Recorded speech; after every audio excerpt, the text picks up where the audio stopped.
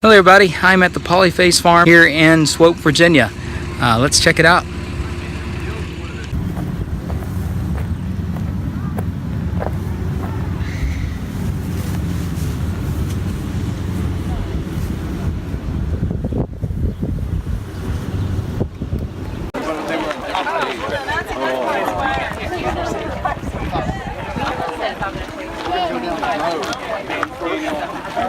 Go all the way over, come up here.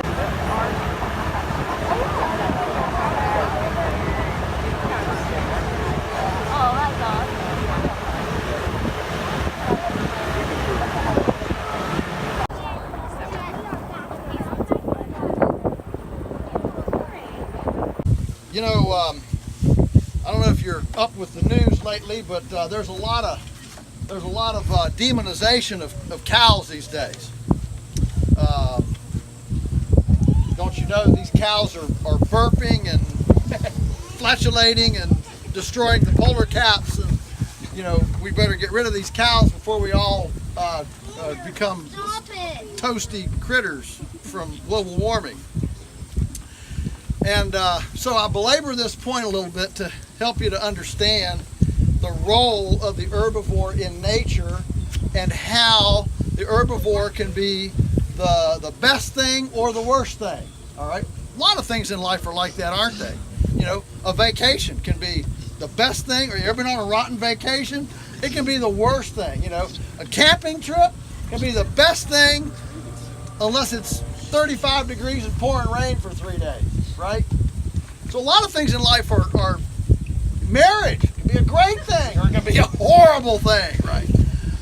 So we're used to that. You know, just because in one instance something isn't perfect doesn't mean in another instance a same thing might be really positive. So let's talk about the herbivore. So there's 3 kinds of plants: trees, bushes, and forages, which includes grasses, forbs, a lot of the weeds, legumes, lots of different things. So this is a grass. And if I was, these sunbeams, and I hate that I'm having you look into the sun here, but I didn't really have another good place to, it just is what it is. So these sunbeams coming down are energy, we all agree? Wait, is energy valuable? Yeah. So can somebody reach out and grab me some of this energy and hand it to me? Little kids, they jump around, you know. I like to use the word sunbeams, not solar energy, because solar energy sounds so sterile and academic, you know. Sunbeams is the stuff of children's stories, fantasy, and mystic, right? So I like to use the word sunbeams. Well, you can't hand them to me, but this plant, through photosynthesis, can reach out and grab something as esoteric, mystical, and non-physical as sunbeams and convert it into something that is fungible, measurable, weighable, tradable, okay, physical. That's pretty cool. And the way the planet works is, since that sun's been in the sky, beaming down sunbeams, growing biomass, the Earth, if all things are working well, the Earth is on a weight gain program. It's been getting bigger and bigger and bigger all the time. That's the idea. Abundance, not scarcity. Well, so of the 3 kinds of plants, trees, bushes, and grasses, I'm using grasses very broadly here. What of those 3 do you think might be the most efficient at converting sunbeams into carbon and biomass? Grass. Well, if you go downtown today, ask the average soccer mom what she thinks, what do you think she'll say? Trees. Yeah, but see, you guys aren't your average soccer mom. You guys are educated, sharp, you know, you've drunk some different Kool-Aid. So yeah, it's kind of counterintuitive, because you look at the trees, you say, well, look at all that biomass. But what you're looking at is an accumulation of 50, 60, 70, 80 years. If you went out in your lawn and you clipped your grass clippings and you kept them from a square yard and you put them in a bag every year for 80 years, and then 80 years we say, let's look how much grass this square yard has produced, you'd have a cylinder extending, are you with me? And it'd make a believer out of you. So trust me on this, you're right. Grass is the most efficacious of those three. One of the reasons is because it has such a fast, highly efficient metabolism. That means this grass does in 50 days what it takes a tree 80 years to do. And it grows in a sigmoid curve. Again, a real typical biological curve. I'll make a real kind of S here. So it starts slow, then it grows fast, then it slows down. The three stages, I call these diaper, teenager, nursing home. Okay? So if we want to capture as many sunbeams into biomass as possible, where do we want that plant as much time as possible? Teenager. I don't do trick questions. This is not difficult, right? Yes. Teenage. You want it in teenage phase. You don't want it in diaper. Are they ever going to get out of diapers? You don't want it in nursing home. Oh, you know, this you want it in that teenage. All right. So the role of the herbivore in nature is to come to this senescent nursing home grass and prune it off to restart this rapid juvenile metabolic time period. Okay? That's why the planet has so many herbivores. You think about how many herbivores there are on the planet. I mean, there's a lot of them. Alpacas, llamas, guinea pigs, South America. Africa has tons of them. Zebras, elephants, giraffes. You're going up into Indochina, you got, Cape buffalo and reindeer on up, Canada, caribou, moose, bison, elk, deer, groundhogs, Australia, kangaroos, wombats. I mean, there's a lot of herbivores. Why? Because there's a lot of pruning that has to get done. Okay? So just like an orchardist would prune an apple tree, not to kill the tree, but to stimulate new, fresh, verdant growth, or a viticulturalist would prune a grapevine for the same reason, so the herbivore prunes the biomass, the grass, in order to restart this rapid thing. Now, how's this pruning done? Well, there's 3 M's. So if you're trying to remember this, I'll give you 3 M's in properly alliterated hermeneutic, sermonetic kind of thinking. All right. Number 1, they're moving. They don't stay in the same place. You look at any nature program, the wildebeest and the Serengeti, whatever, they don't go out in one area and say, oh, we're going to camp here for a year. No, they move. What moves them? Well, fly cycles, seasonal cycles, fresh forage to eat. I mean, there's all sorts of reasons they move. So they're moving. Number 2 is that they're mobbed up. They don't spread all out over the Serengeti. They're all mobbed up. Can anybody tell me why? Protection. Why? Because the camera pans around into the bushes and there's a lion, a jaguar, a tiger, something's lurking in the bushes. So for protection, they mob up, and that mobbing completely changes the way they interact with the landscape. It makes them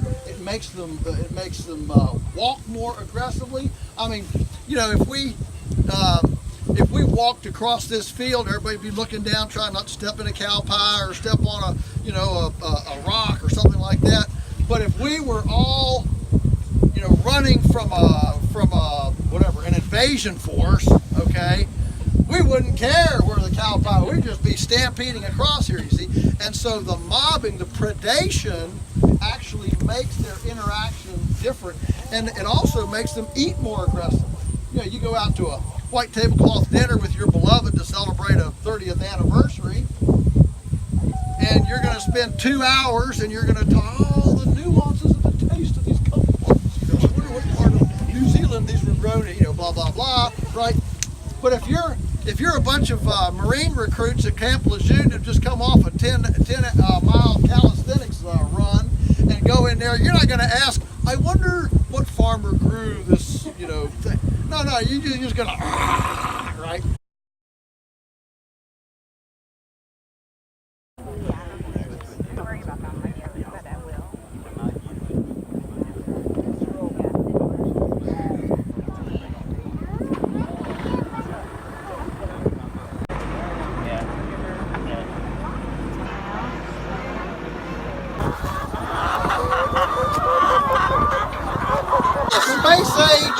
space age development, this polyethylene netting with stainless steel threads woven through it. They're the size of a hair, but they carry spark that keep the coyotes and the bears out, and the foxes and the skunks and whatever, and keep the chickens in. I think the spark is on, but little kids usually don't have much trouble with it. They're not transformed. So we move it every 3 days. It's on skids. Hook up to the trailer. It's hooked to the shelter. Everything just pulls right through. The chickens walk through with it. Then we close it up. And then we take down the old circle and move it up, and they just move. So the idea is functional genetics. You know, we don't care actually what breed you are. All we care is, are you functional? Because obviously, if there's a 3-year-old chicken that's still productive, healthy, and functional, for 3 years, she has been the chicken that when the hawk came, didn't say, "Oh, hi, feathered cousin, come down for a visit." She headed under the shelter, right? And so what we're seeing now, after 6 years of doing this functional selection, is the birds that we're getting, the pullets that we're getting now, are actually smarter. They're actually smarter. If you've ever seen the brain of a chicken, you know they need all the help they can get. All right? And so they're actually smarter. They train better. They're more docile because they're not scared of everything. They're not as much chicken. And so we're real excited about what we see. And their body has gotten bigger, which means they're not as fragile. So they're a little more robust. So it's been exciting to do this now, and we aren't selling any of those yet. We aren't getting quite as many as we need yet, but once we do, we believe 10, 15 years down the road, we'll actually have a genetic that is pasture adapted, including, do you run away when the predators come? That's a really important functional pasture, trait to do. But no hatchery in the country selects for that. That's the problem. And so what we've seen over the years is we've seen a gradual applicable deterioration in this environment with the hatchery, with the typical hatchery bird. And so that's why we're starting our own. Question, comment, anything? Sir. Okay, so in the wintertime, good question. Wintertime, all this shuts down for about 100 days. So by Thanksgiving, around Thanksgiving, these birds will all go into all those hoop houses that you saw down at the house where you parked. Those hoop houses are all full of chickens, okay? And so they go in for 100 days and they're out for 250, roughly. 100 days in, 250 out. Those hoop houses then house the birds on deep bedding in the winter. The chickens scratch that all up, compost it, add their manure to it. It comes out as compost, but we leave a residual. The chickens debug those hoop houses, and then spring, summer, fall, those are full of vegetables, from corn to melons to zucchini to whatever, and we grow vegetables in all those hoop houses in the fertile patch that the chickens left and the debugged area that they spent the winter debugging. So by the time you start getting bugs at the end of the season, the chickens come in. By the time the chickens are in there 100 days and have kind of done all they need to do, they go out and the plants come in to metabolize what the chickens left. So it's a very symbiotic relationship.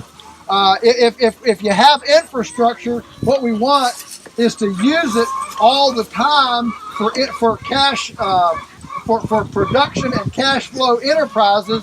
We just want those enterprises to change so that you have big host-free blocks of time to break down the pathogenicity left over from whatever the thing was that you were raising them there. And so we're all about multiple use structure, multiple use buildings and utilization. Keep coyotes out? This will keep coyotes out? Yes. And we've not seen it in real time, but we have a strong belief that this also keeps out bears, because we've never had a bear get in. And one morning, the closest I've seen to it actually catching it, in person, I had one morning I had the egg mobile was about 50 feet from the feather net, and I went up there to move the egg mobile, and there was a big black bear standing up on his hind legs, ripping at the siding of the egg mobile, trying to get in. This was 50 feet away, and he wasn't bothering it at all. And here were all these chickens out running around, and the bear was completely, whatever, oblivious, and he was here trying to rip off the siding off the eggmobile to try to get in. So I can't prove it, but I'm assuming He didn't try that he had encountered the spark and decided, I'm not going there. Yeah. The question is, we participated with Mother Earth News magazine, goodness, 5 or 6 years ago, on a nationwide study. They worked with 12 pasture-based egg operations, sent the eggs to a lab to do a nutrient analysis to compare it to the official U.S. Dove nutrient analysis. It's on any egg carton that you get at Walmart or wherever, supermarket. And because they were tired of people saying, look, an egg is an egg is an egg. What difference does it make? That doesn't make any difference how it's raised. Well, they analyzed for about 10 nutrients, and the differences were off the charts. I'll give you one of ours. Folic acid, the USDA typical or standard is 48 micrograms per egg, and ours averaged 1,038 micrograms. The differences were not just 5%, 10%. I mean, they completely different. The question is, what accounts for that difference? What accounts for it is this right here. Your salad has the vitamins and the minerals, the carotenes, it has the goodies. Now, you don't realize how much a chicken eats until you put them in there. Matt, when this was moved? 2 days ago. So you got to realize where they are right there. That looked just like this 2 days ago. Okay. Now they don't eat it all, but a chicken will eat a lot more than you think. And for them, it's not a mainstay of their diet, but it is a supplement. And it doesn't take very much supplementation. Cod liver oil, vitamin C. Right? It doesn't take. I mean, think of the kick that a little pill could get. I mean, good or bad. All right. But my point is, we talk about supplements. It's little amounts. Okay. This is not macronutrients. Okay. And so when you go to supplementation of the green material, it's the green material that has all of those. Again, the carotenes, the oxalates, the all that good supplementation stuff, and that's what makes the eggs better. Vitamin D, A. I mean, of course, they're getting sunlight. 98% of the chickens in the U.S. never see the sun in their lives, and so all of that, stimulates their hormones, their glands to function the way they're supposed to function. I've heard industry people say that in the factory houses, they want to keep the chickens, they push them right to the brink of death, because the last thing an animal wants to do is procreate, and so they can actually get more egg production if they keep the chickens right on the edge of failure. Well, how much life can that give us if they're cannibalizing their skeletons and staying just on the edge of nothing runs best with the accelerator clear to the floor. You gotta take your foot off of it a little bit to get efficiency. And so these don't lay as well as the ones in a factory house, but they last 3 times as long, lay the same number of eggs over 3 times as long, and actually give us real nutrients. Yes and no.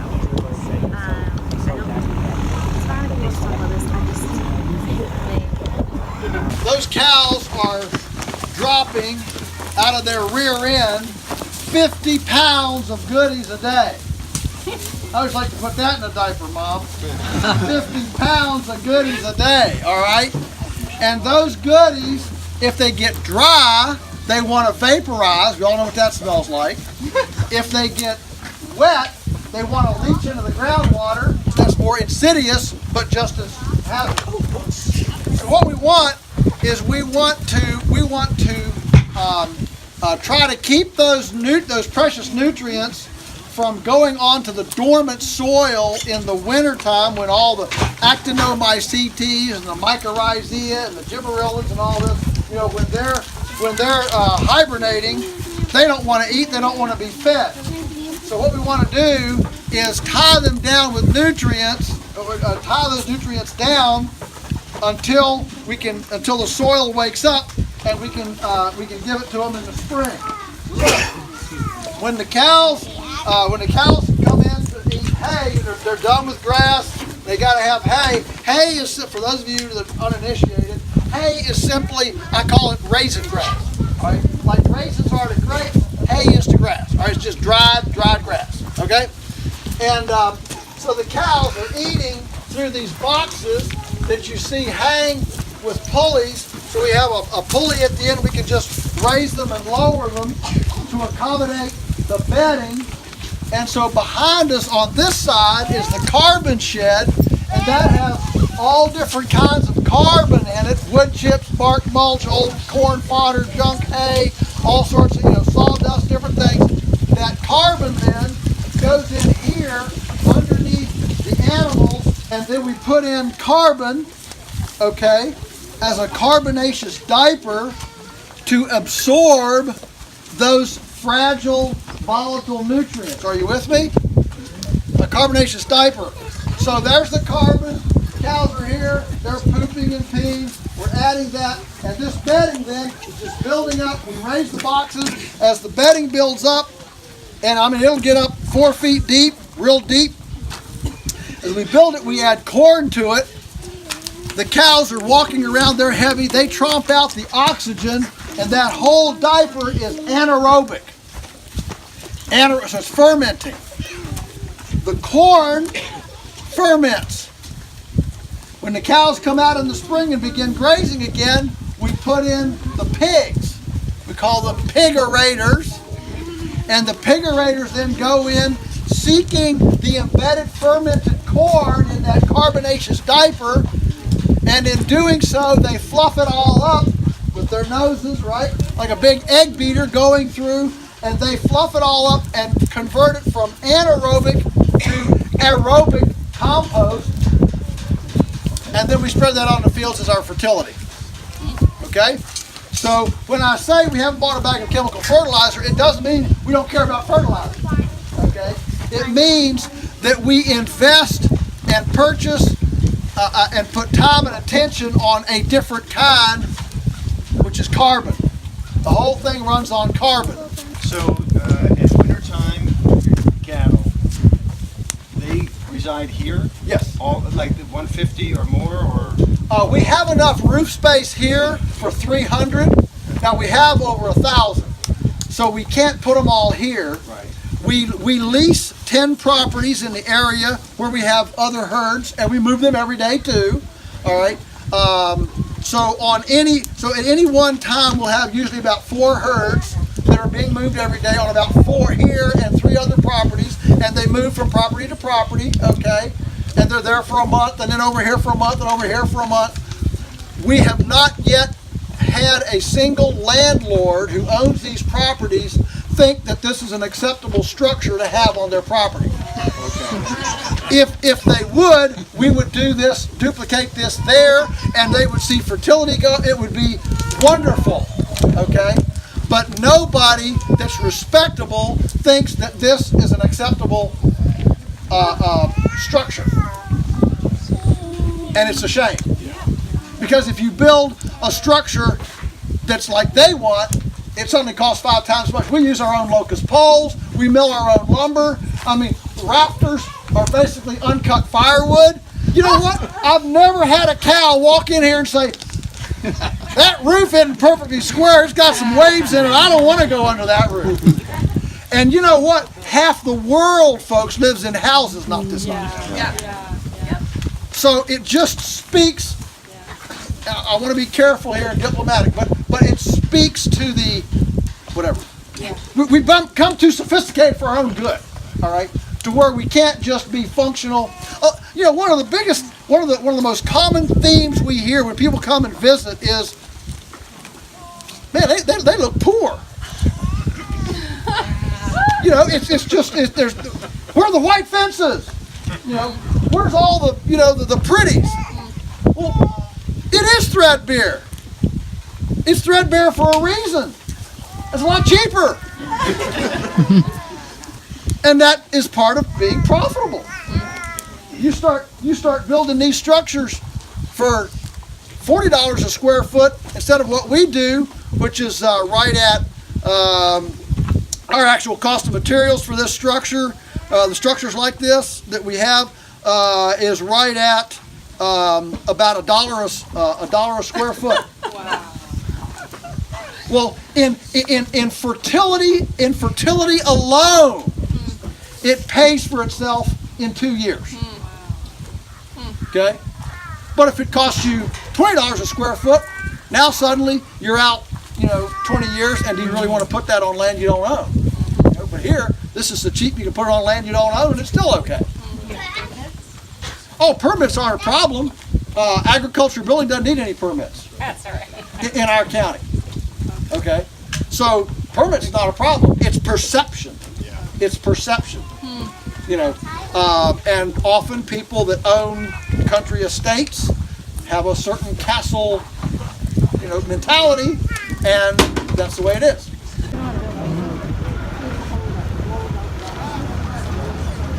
One more stop down to Jasper. Maybe he went back there. Yeah. That's not mud, that's called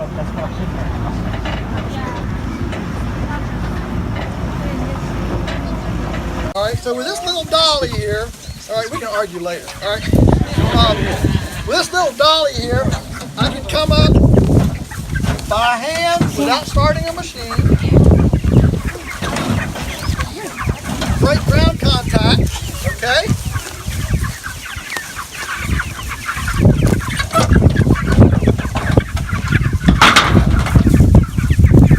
And then just pull it, and the chickens just walk to the next spot, okay?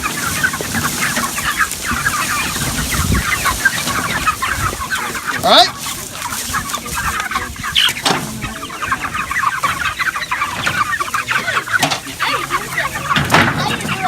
How you do it? Just show me. All right. And then you take out the dolly. We got some pretty live wire kids here today. All right. And so, in less than 60 seconds, I can move 75 birds to a totally fresh area, change their bedding, change their litter. I mean, you change your bed, your sheets every night. That's like changing your sheets every day, you know. You can count back the squares, you know, 1, 2, 3, 4, 5, 6, and you can just count back each day.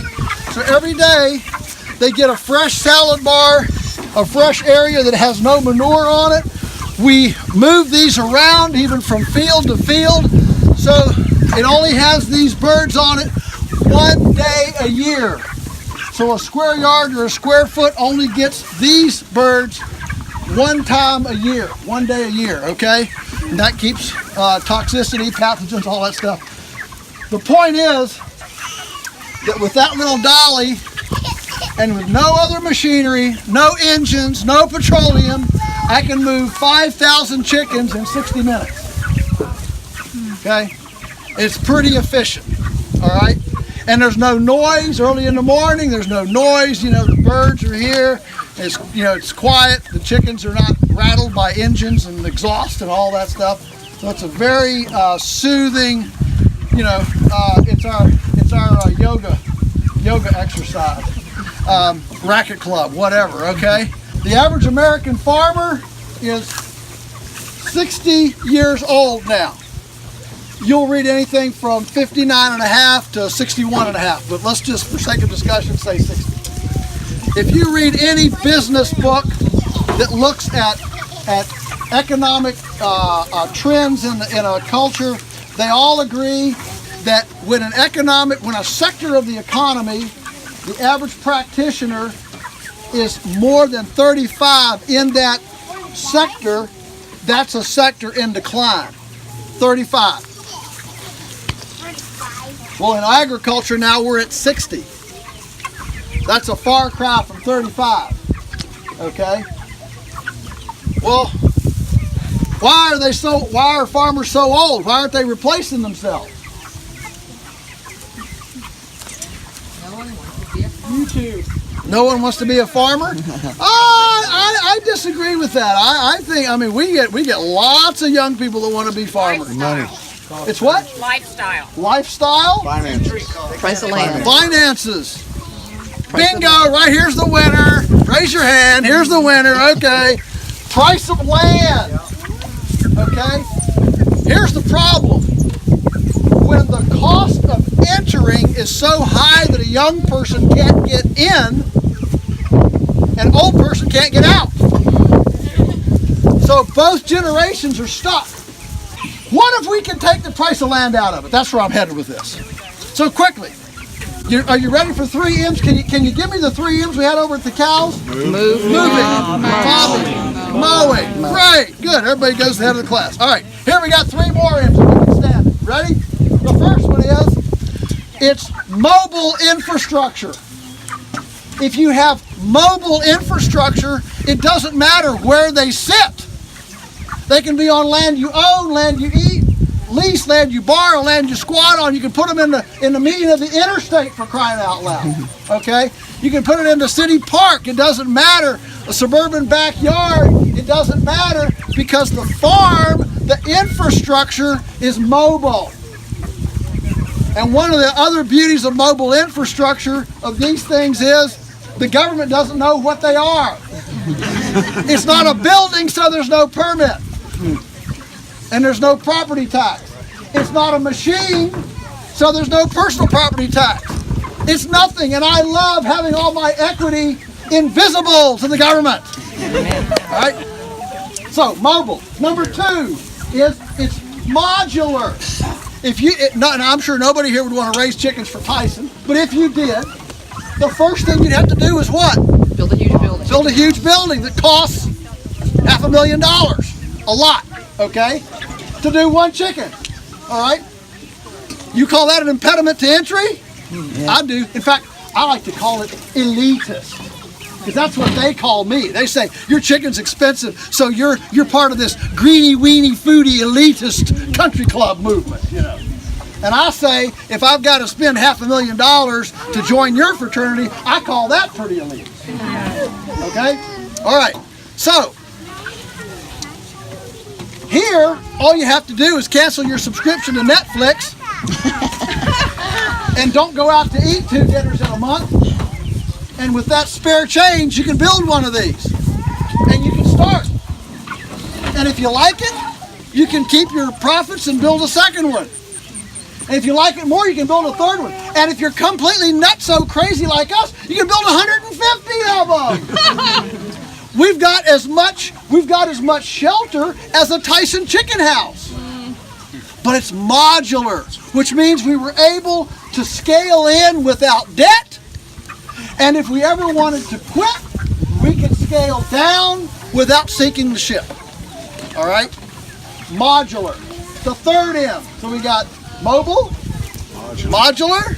The third M, management intensive.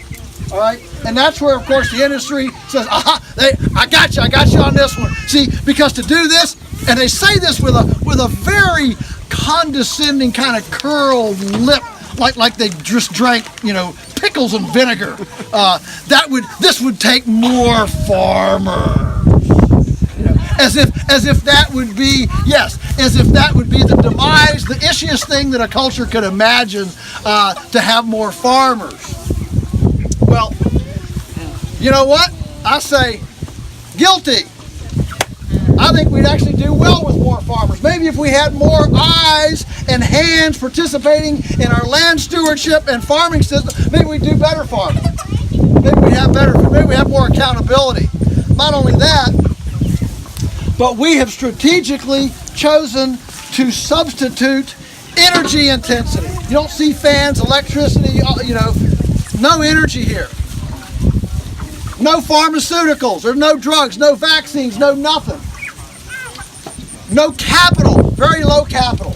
Okay, so we've substituted energy intensity, pharmaceutical intensity, capital intensity for people intensity. And that means our equity moves from physical and stuff to our equity is in information, skill, and customers. And I have yet to find a banker that can ever come and say, I'm going to foreclose on your knowledge. Or I'm going to put a lien on your skill. I'm going to repossess your skill. And so by moving from physical to non-physical equity, it gives us nimbleness in the marketplace of ideas and innovation. May all of your carrots grow long and straight. May your radishes be large but not pithy. May tomato blossom end rot affect your Monsanto neighbor's tomatoes. May the coyotes be struck blind at your pasture chickens. May all of your culinary experiments be delectably palatable. May the rain fall gently on your fields, the wind be always at your back, your children rise and call you blessed, and may we all make our nest a better place than we inherited. Thank you so much for coming. God bless you.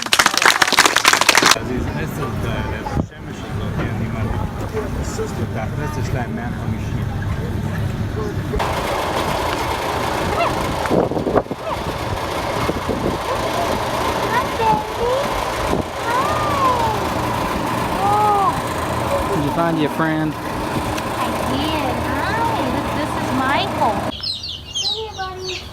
Hi, yes.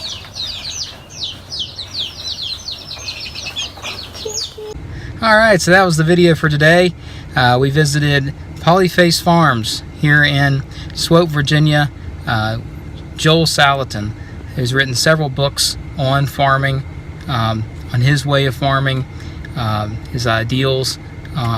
So definitely a very, very interesting video. I learned a lot, and whether you agree or not, you know, it's good to listen to someone's perspective on farming or anything for that matter. So hope you enjoyed it. Please like and subscribe if you like. Please share. Also, if you click the little bell at the top corner, you can get alerts for each video. I post a new video every week. So have a great one, and I'll see you all in the next video.